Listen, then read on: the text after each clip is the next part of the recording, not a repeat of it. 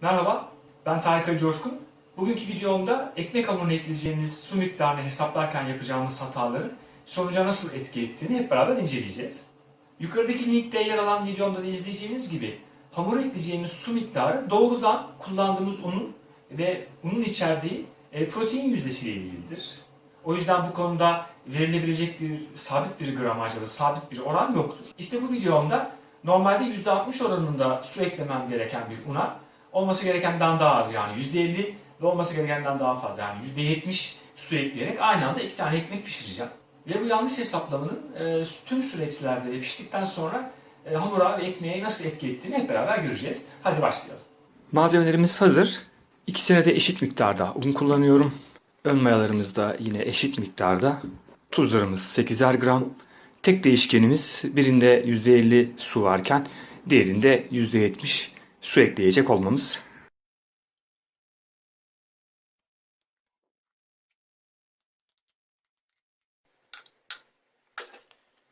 Mayamızı sürüyoruz. Güzel mayalanmış. Ön mayaları 1-2-2 oranında hazırladım. Tuzumuzu ekliyoruz.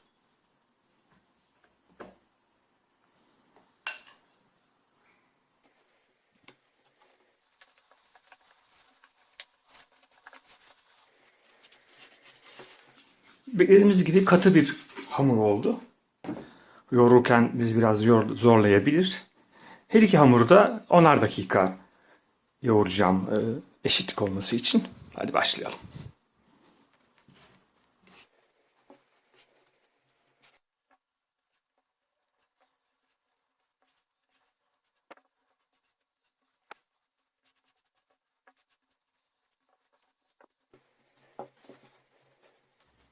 Toparlamakta güçlük çekiyorum biraz.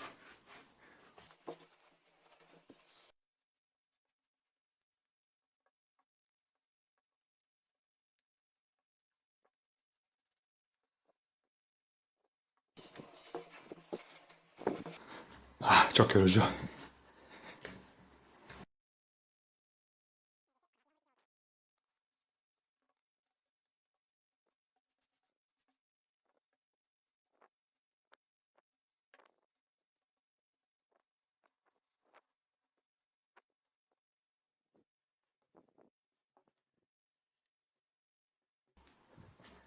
Kas katı bir hamurumuz var. Biraz gerdirmeye çalışıyorum ama çok başarılı olduğumu söylemez. Sabah sporu. Bugün değişik bir hava var. Rüzgarın sesini duyuyor olmalısınız.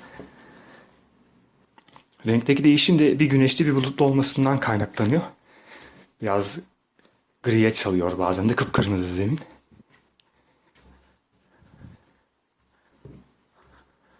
Yoğurma ve ısı ve katlaması gayet zor arkadaşlar.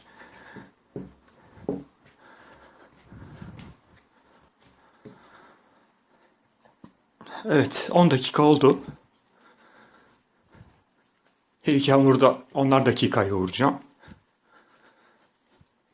Gayet sert, yoğurması ve katlaması çok zor olan bir hamur oldu. Bakalım sonuçlar neyi gösterecek. İkinci ekmeğimize başlıyorum. %70 su oranlı olana. Bu kez yoğurma işleminin daha kolay olacağını umut ediyorum.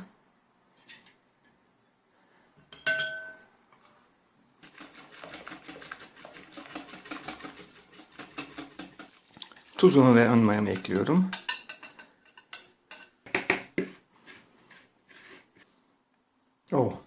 Gayet yumuşak bir hamur olmuş.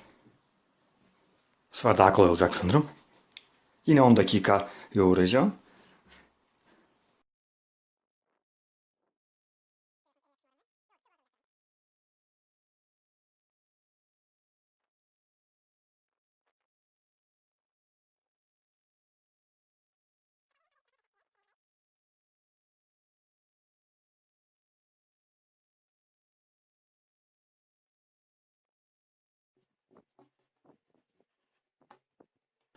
Evet, 10 dakika geçti.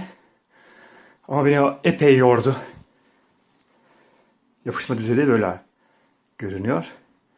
Şimdi karıştırma kabına tekrar almaya çalışacağım. Bakalım gelebilirse. Evet, bu da %70 su oranlı hamurumuz. Şimdi biraz ortalığı toparlayayım. İlk katlama için 45 dakika beklemeye alıyorum. Her iki hamuru da evin ılık bir köşesinde. Evet, aradan 45 dakika geçti.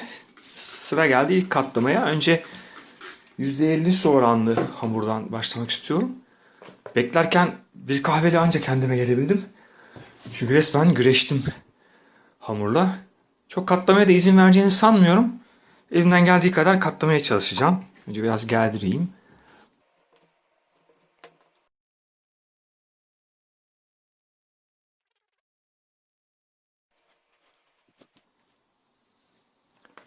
Sıra geldi %70 sulandırdığım hamura.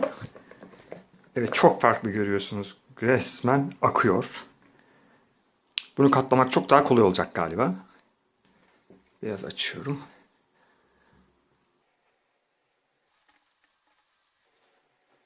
Kabı biraz daha fazla yağlamıştım. Bu iyi fikir. Böylece tezgaha yapışmaktan da vazgeçti artık.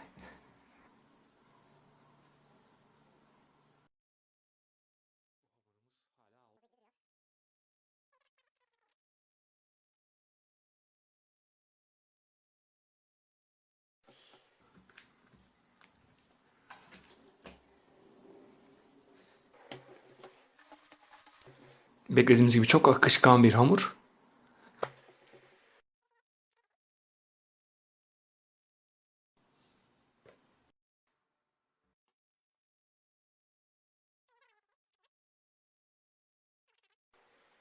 Bir 45 dakika daha beklemeye alıyorum.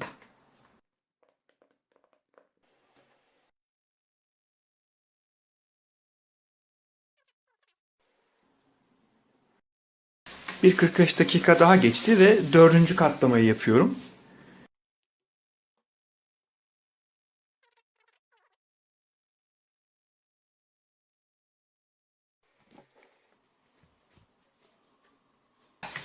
Diğer hamurumuza bakalım.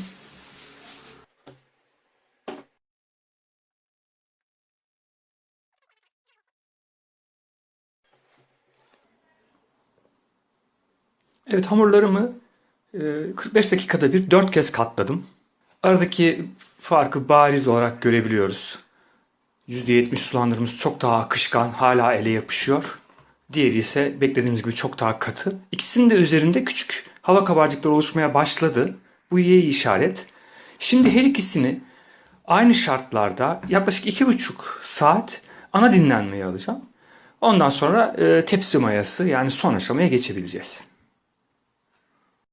Hamurlarım 2,5 saatten bu yana dinleniyorlar. Artık tepsi mayası zamanına geldik sanırım. Önce %50 sulandırdığım hamurla başlamak istiyorum. Açması yine biraz zor.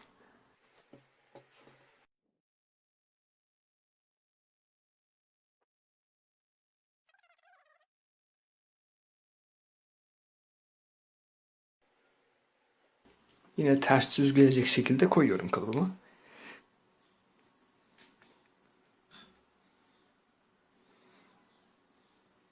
Sıra geldi %70 sulandırdığım hamuruma. Hala çok akışkan ve çok yapışkan. Kalıplamak epey zor olacağı benziyor.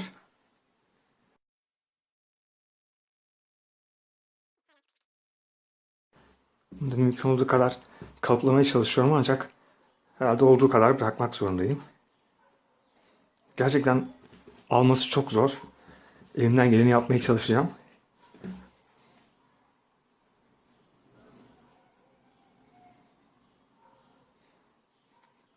Hamurlarımı son 1 saatlik dinlenmeye bırakmak istiyorum. Sonra soğuk fermentasyona bırakmadan hemen pişireceğim bugün. Aradan 1 saat geçti. Tepsi mayasının da sonuna geldim. Şimdi ekmekleri yağlı kağıda alıp hemen fırına göndereceğim. Bunu almak kolay olacak sanıyorum. Hala kas katı. Evet, sıra geldi ıslak hamurumuza. Hala akışkan. Bilmiyorum yağlı kağıda nasıl alacağım. Hiçbir fikrim yok. Daha dikkatli olmalıyım.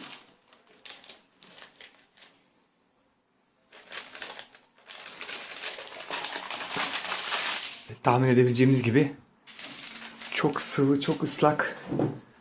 Hiçbir şekilde düzen tutmuyor. Artık böyle pişireceğim. Başka çaresi yok. Kesmek mümkün değil. Bunu böyle pişireceğim. Hadi bakalım fırına.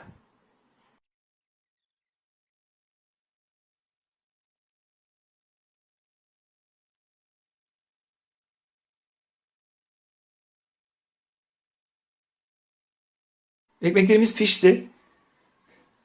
Bu ekmeğimiz %50 oranında su kattığımız ekmeğimiz. Gayet iyi kabarmış görünüyor. Bıçak izi de gayet güzel. Altından gelen sese bakalım. Tok bir ses var ancak ağır bir ekmek olmuş ve katlama izleri de katılığından dolayı birbirine karışmamış. Ayrı duruyor hala. Bu ekmek ise, daha doğrusu pide demek lazım galiba, %70 oranında suladığımız ekmek. Çok kabarmamış. Daha yumuşak bir ekmek ve daha hafif diğerine oranla. Altından gelen sese bakalım. Çok tok bir ses gelmiyor diğer ekmeğe oranla.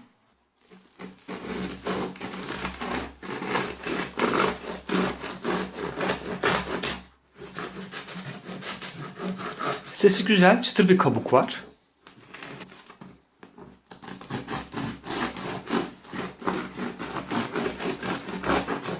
Yine güzel bir ses, çıtır bir kabuk. Gelin iki ekmeği karşılaştıralım birlikte. İnce güzel bir kabuk oluşmuş. Bastırmaya çalıştığımda sertlikten dolayı çok fazla ezilmiyor. Aynı zamanda içinde yeteri kadar da hava kabarcığı göremiyorum. Diğer ekmeğimiz ise bastırdığım zaman eziliyor ve hızlıca eski haline gelmeye çalışıyor. Yine ince güzel bir kabuğu var ve içinde dengeli dağılmış. Hava kabarcıklarını görüyorum ve diğeri gibi tıknaz değil.